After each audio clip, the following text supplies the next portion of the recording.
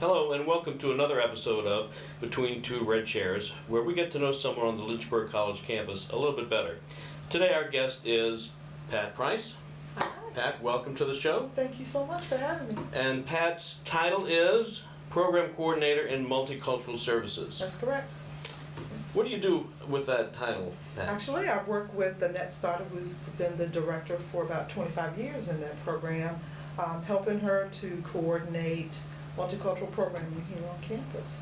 So we work with students from all walks of life, particularly first-generation students and domestic ethnic minority students. And how do you like that job? It's very interesting because it's a new one. I've only been in the position for a couple of years, so I am learning more how to work more directly with students here on campus and helping them to develop their leadership skills. What's the most challenging part of this job for you? The most challenging part is helping the students to understand that what we're trying to teach them during their short tenure here at Lynchburg College are skills that they're actually going to have to use in everyday life.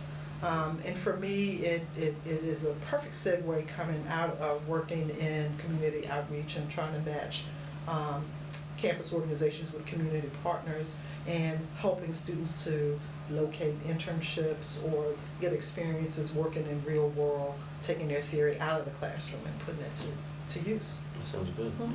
What's the most rewarding part of the job for you? To see those students mature in the positions they hold here, but once they leave LC, to actually be able to apply some of the skills that they learned here in their everyday lives. And we have instances where students come back and tell us that they've learned from working in various organizations here and in their chosen occupations now. They're still using those skills and developing them. Would you like to share one of those success stories with us? Actually, we had a student come back last year, Jamal Crone, one of your former students. Jamal was very active here in student organizations and activities while he was a student here on campus, and was always interested in working with people and helping with people. When Jamal left, he actually went to seminary and has since also attained another master's degree and works in the areas of counseling. So he works with homeless men and women in the Washington, D.C. area. So he came back last year as our Martin Luther King Day speaker to share that information and to try to share with their student body how important it is to take the opportunities that they're gaining here at LC and giving them back in the community once they leave campus. So you've seen quite a bit here at Lynchburg College. I have. Our little assessment you gave us that you've been here 20 years. 20 years as an employee. As an employee. So can you back up and tell us a little bit more about how you got affiliated with Lynchburg College? I actually started, my relationship with Lynchburg College started in August of 1991 when I became a full-time adult student in what was then the Access Program. We called it the Access Program. And so I had procrastinated for a good portion of my life and decided that it was time for me to get a college degree. Mm-hmm. I got married at 18 and had both my kids before the age of 25, and I wasn't satisfied with where I was. I was working in retail. I had worked in for-profit world for a long time, and whenever I applied for positions to kind of move up, I was always told, you're really smart, but you just don't have a college degree. And so I'd heard it one time too many. And I decided that, you know what, I am smart, and I can get a college degree. And a friend of mine was actually working here and told me about the Access Program. So I enrolled and completed an undergraduate degree in 3.5 years. That's great. And what did you get that degree in? I have a Bachelor of Arts in English Literature. Very good. And so everybody assumed that I would be an English teacher and teaching in high school somewhere. And I said, no, that's not what I wanted to do with it. So what happened then? I actually learned how to use my research skills, communication skills in a different manner.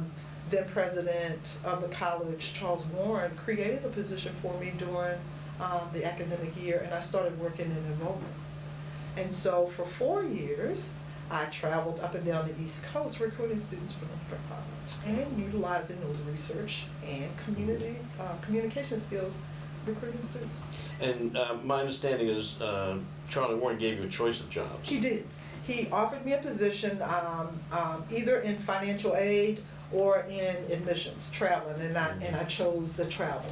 One, because I wanted to be exposed. I was just learning about higher education. Mm-hmm. So I wanted the opportunity to kind of travel around and talk to other people from other institutions to find out what their lives were like on their respective campuses. And I thought that that would be the best way if I wanted to further my career in higher ed. And it really was. It worked out well for me. And how long were you in enrollment? I was in enrollment for 4 years. And then the college was moving towards the development of centers. If you remember, they were named Centers of Distinction. And Tom Seaman had just started the Center for Community Development and Social Justice. We had been funded by 2 outside funders. So we had about $600,000 in grant money. Those are nice funders. Yes, sir. And I applied for and was offered the position of project coordinator for the center. And so I started that position in 1999 and stayed there up until 2 years ago. And then you became, what did you do? Working in multicultural services. So they're all pretty much related. Oh, pretty much. I think another thing is what people may not know about you, that you're originally from Lynchburg. I am.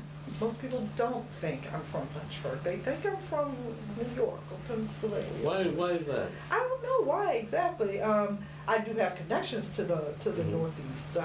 Most of my family members, when they, from my mother's siblings to my own siblings, when they finished high school and moved away or went to college, they chose not to come back. And most of them moved to Philadelphia, New York, New Jersey. So a lot of my relatives live up north, and we travel back and forth. That's good. Yeah. So where did you go to school when you were here? I am a hilltopper. I went to EC Glass High School. Okay. What about middle school? Middle school, I went to Lincoln. Lincoln. Actually, I'm a product of the Civil Rights era. Mm-hmm. So in 1970, when the schools were first formally integrated in Lynchburg College, I was part of that group of students that did the unthinkable and bring the black and white races together. Yeah. What was that experience like for you? It was very interesting for me because up until I was in the 7th grade, I had never interacted with white people on a regular basis.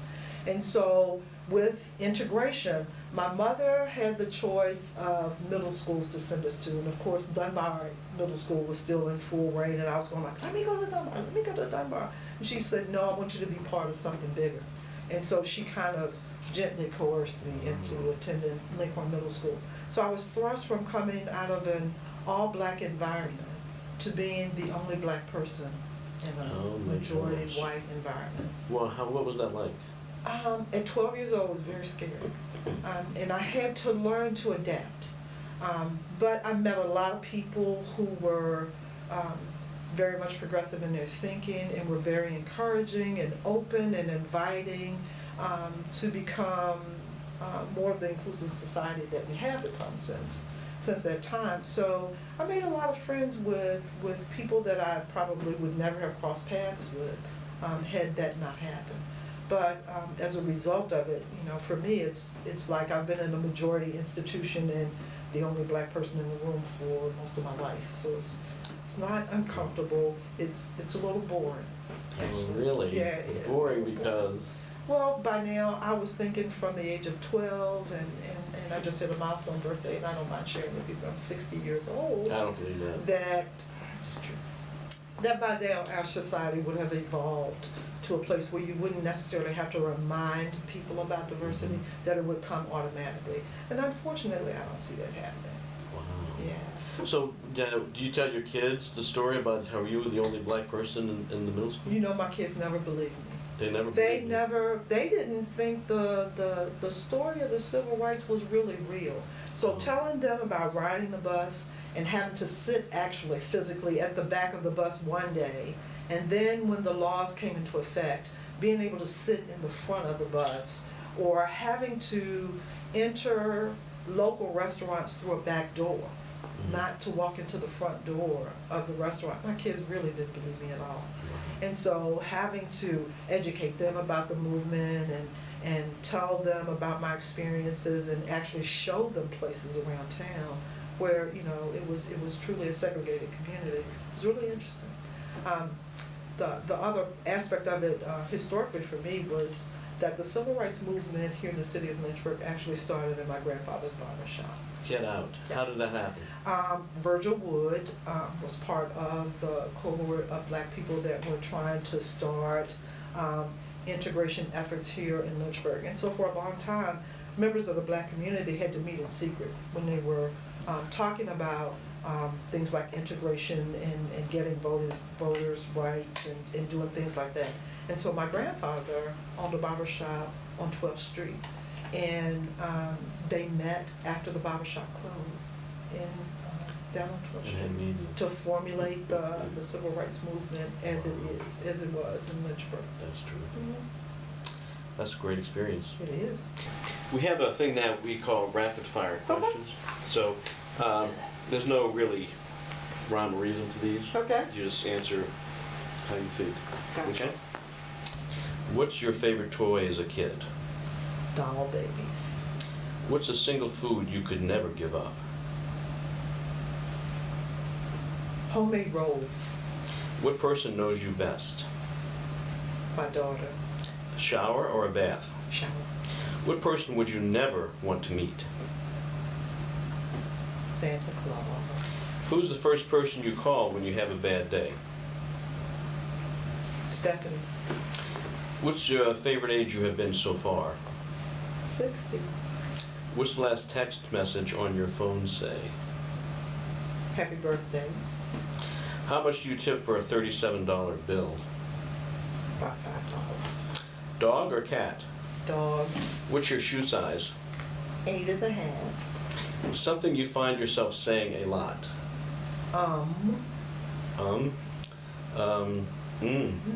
What's your favorite cheese? Havarti. When's the last time you were on a slip and slide? Ooh. 12 years ago. 10 years ago. What car did your family have when you were growing up? We didn't have a car. Interesting. Mm-hmm. Do you do more for your kids than your parents did for you? No. No? That's the end of our rapid fire questions. Thank It's been a you. pleasure talking to you. Would you like to leave our audience with any message that you'd like to share? Never stop learning. Don't ever give up on education. Which reminds us, how many degrees do you have? 2 and a partial. I'm working on my 3rd degree. And that is?